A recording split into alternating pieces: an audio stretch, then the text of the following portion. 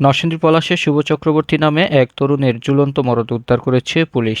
দুপুরে উপজেলার জিনারদী ইউনিয়নের রাবান গ্রাম থেকে তার মরদেহ উদ্ধার করে পলাশ থানা পুলিশ। নিহত শুভ চক্রবর্তী রাবান গ্রামের সুজন চক্রবর্তীর ছেলে। পুলিশ ও নিহতের স্বজনরা জানায়, শুভ চক্রবর্তী দীর্ঘদিন ধরে মাদকাসক্ত ছিল। কোনো কর্ম না করায় গত কয়েকদিন ধরে পরিবারের সাথে ঝগড়া বিবাদ লেগে থাকতো তার। গতকাল রাতে খাবার খেয়ে ঘরের দরজা বন্ধ করে ঘুমাতে যায় সে। পরে সকালে তার কোনো সাড়াশব্দ না পেয়ে পরিবারের লোকজন ঘরের দরজা খুলে ভিতরে ঝুলন্ত মরদেহ দেখতে পায় তার।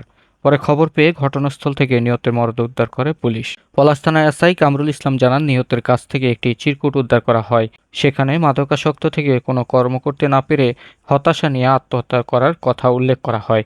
বিষয়টি নিয়ে তদন্ত করছে পুলিশ।